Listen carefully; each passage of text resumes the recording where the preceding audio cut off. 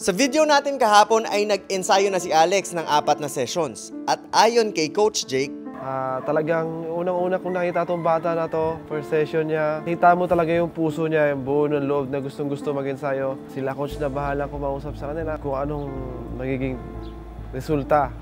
Scholar ba siya, tanggap siya, pero para sa akin, goods. Tanggap siya bilang scholar. Deserve. Ayun na nga guys, sabi nga ni Coach Jake na nag-handle kay Alex ay deserve niya magkaroon ng scholarship dahil sa attitude na ipinakita niya sa loob ng 4 na sessions. Kaya ngayon ay samahan niyo kung pakabahin si Alex. Guys, si Alex nga pala isa sa mga enrollee natin and ito na yung last session niya. Sabi niya, parang nakakaawa kasi parang siyang iiyak. Basta importante nagtitraining ka ng tuloy-tuloy tapos nagkaroon ulit ng pagkakataon, hindi punta ka ulit dito. Na para bang goodbye na bago natin ibigay ang sorpresang scholarship na inaasam niya. Okay, so guys, meron kasi tayong nag-enroll si Alex and si Alex, sobrang dami niyang pinagdaanan. Nakausap ko na rin siya before, narinig ko na yung sitwasyon niya. So, nag-down siya ng 50% and ngayon yung 4th session niya. So, hindi niya alam kung paano niya babayaran yung other half para ituloy yung training niya pero gustong-gusto niya. And now, sabi ko kay Coach Jake, titignan namin yung kung paano siya mag-ensayo ng 1st, 2nd, 3rd, and 4th session. Titignan natin, syempre, ugali, kung paano siya mag-ensayo, yung pagka-all out. Pero first training niya palang naisip ko na i-surprise siya. Ibibigyan na natin siya ng free training. Pero, yun nga sabi ko, depende yan sa ipapakita niya kung gaano siya kaseryoso dun sa first 4 sessions niya. And ako, for me, nakita ko naman na, yun nga, hindi niya, kumbaga, pinabayaan yung kada ensayo niya. All out siya, and may feedback din naman kay Coach Jake. Nakita ko din naman kung gaano siya kaseryoso pag nag-uusap kami. Kumbaga, I think, it's time na mabigyan siya ng free training para hindi niya na-problemahin paano siya magbabayad, syempre. And yung mga ganitong klaseng cases, syempre, medyo special case yung mga ganito na, alam mo yun, na nabibigyan kami ng pagkakataon na magkaroon ng ganitong klaseng estudyante na may puso, at the same time, syempre, may talent and skills na uhubugin na lang. Yun, pag binigyan na natin yung sessions na yun, yung free na yun, kailangan niya maalagaan yun. Like a scholar in school, pwede rin mawala yung scholarship na yun, depende sa ugali, depende sa commitment or consistency. And wag naman sana, syempre, di ba? Dahil first sessions niya, first 4, napakaganda, all out talaga siya, and makikita mo talaga na kahit na yun lang yung may pagkakataon siya mag-training, hindi niya pinapabayaan. Talaga gumawa siya ng paraan para makapagbayad ng first 50%. And now, andito na siya sa 4th session na kung saan kailangan niya full payment. Pero alam ko nahihirapan siya dun sa part na yun. Kaya ibibigay na natin yung training niya for free. And pinagtrabahuhan niya yun. Unconsciously, hindi niya alam na tinatrabaho niya pala yun. Siyempre, in-observe namin siya. And this is the day na surprise natin siya. For free training, and hindi niya na kailangan problemahin yun. And I think he deserves it. So, nakit doon ito parents. Susunod tayo dun, guys. Pero guys, short commercial muna tayo. Alam nyo ba na babalik na ang Mavs Academy Training Camp sa Quezon City? Ito ay gaganapin sa Don Antonio Heights, Quezon City on November 11. At pwedeng-pwede ka pang humabol dahil last 11 days na lang ng enrollment. So ano pang hinihintay nyo, message nyo lang kami sa number na to or sa Mavs Academy Facebook page and magkita-kita tayo on November 11.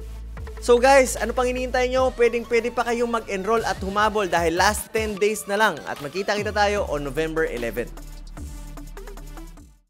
Pero bago ko siya kausapin guys, ay kinausap na muna siya nito pero. Yun, Alex. Bale, guys, si Alex nga pala isa sa mga enrollee natin and ito na yung last session niya and kakamustahin natin ano yung experience niya sa pagti-training dito sa Mavs. Ano? So, Si Alex Telan. Si Alex. Kinakausap nito. Anong balita? Eh kasi, pang 4th sessions na niya sa Friday. Kaso, ang role sa natin is kailangan pag 4th ka na, kailangan magpo-full payment ka na. Okay. Eh yun yung problema niya ngayon. Okay. Kasi hindi pa niya alam kung saan siya kukuha. Okay, gets. Ng pangbayad. Kaya nag-iisip siya. Okay. Yun. Tapos, ano ba? Let's go. Ano ba yung concern niya, Coach Jake? Kasi daw yung parents din niya, parang aalis na ng dito, uwi na ng Bicol. Kasi walang business dito. Ang business nila nasa Bicol. Okay. Tapos, hanggang 31 na lang daw sila this month dyan sa inuupahan nila. Ngayon, pangalawang problema pa niya kung saan na siya titira. Sabi ko, problemahin mo yung pang 7,000 mo, tapos problemahin mo pa yung titira ka dito. Okay. Sabi niya, Parang nakakaawa kasi parang siyang iiyak. Naawa kami. At eto na, lalapit na tayo para mas lalong pakabahin si Alex at iparamdam na hindi siya tanggap bilang isang scholar. Pero nag-ano pa rin ako ng parang coach ko yun, kaso ayun nga. Oh, yan, coach nga pala. Ay, coach. Usap kami ni in-interview ko siya, sabi ko last session mo na. At habang kinakausap ko siya ay ramdam ko na talagang nadadown na siya. Pero alam niyo ba guys, sabi niya sa akin gagawa pa siya ng paraan para makautang ulit at makapag-extend ng enrollment para lang tuloy-tuloy ang ensayo niya. Ganon siya kadesidido. Pero syempre hindi na natin yung nahayaan mangyari dahil eto na, ramdam ko na down na siya. And I think this is the perfect timing para i-reveal ang sorpresa natin.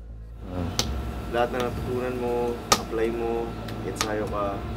And from there, makikita mo improvement mo as time goes by. Tapos, nagkaroon ng pagkakataon, punta ka ulit dito. Okay? Nga pala, simula ngayon, free training ka na. Lo!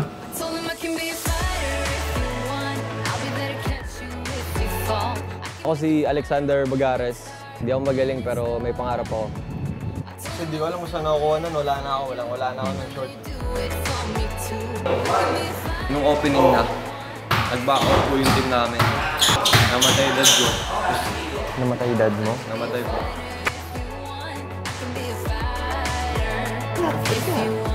In-observe ka namin sa first 4 sessions mo. Tinignan ko kung paano ka mag-ensayo. Tinignan ko rin, Attitude mo? tinatanong ko rin kay Coach Jake kung anong attitude meron ka. Kung paano ka mag-ensayo, kung like, gaano ka pure sa heart mo, gusto mag-improve. Lagi ko tinatanong si Tupper kung kamusta ka, kaya simula nag-usap tayo, nasa isip ko na yun. Pero syempre, gusto ko muna makita dun sa 4 sessions na yun kung Worth it. deserve ka, deserve mo. Kung worth it, ibibigay namin ng scholarship sa'yo. Kahit kayo ang tanungin, alam kong kaya niyong sabihin na worth it talaga bigyan ng scholarship si Alex dahil sa lahat ng pinagdaanan niya. Pero syempre, ibang usapan ang pag-maintain nito. Pag nandito na siya sa loob, saka natin makikita ang attitude niya, character, mentality, na magiging dahilan kung karapat-dapat ba siyang magstay ng mas matagal or saglit lang. Congrats! Congrats. Okay, hindi mo siya nakuha dahil binigay ko siya sa'yo. Nakuha mo siya kasi Tinarabaho tinarabaho mo mo siya dun sa 4 sessions na binayaran mo. And now you don't have to think of the payment. Kailangan mo lang alagaan kasi yung scholarship mawawala yan Hindi may nalagaan. kapag hindi mo inalagaan. Okay, but for now, you deserve it. And I hope you will continue to deserve it as days and weeks and months go by. Kasi pwedeng after 1 month, hindi mo na-deserve dahil may nagbago. Oo. Maybe sa attitude, sa mentality, or sa approach ng training mo. Pero for as long as alagaan mo yung ensayo mo, alagaan mo yung commitment mo sa sarili mo, aalagaan din namin yung ensayo na ibibigay namin sa'yo. Game ka doon? Game, coach. Alright, let's Sobra. go. Relax ka muna, ha? Life-changing to, sobra. Ha? Life-changing. Life-changing. Basta alagaan mo. Okay, coach, pre-pandemic, pinapanood ko pa lang to. Ingat ka. Ingat ka sa motor, ha? Okay guys, welcome natin si Alex sa Mavs. And sabi ko nga, I think he really deserves yung spot na to. Pero like what I said, alagaan mo. Okay? Alagaan mo sarili mo sa motor. Huwag mabilis, okay? 20 lang. 20 lang takbo. Sige. Ingat ka. Parang tagal ko magmamotor nito. Bakit? Ano ba? Hindi ko na mapaliwanag eh.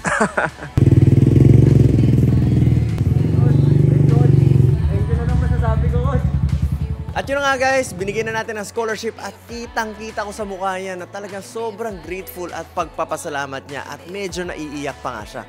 At sabay-sabay nyo kaming i-welcome si Alex, ang pinakabagong scholar natin dito sa Mavs. At bukas sa video natin guys ay makikita na natin kung paano maglaro si Alex na isang underdog.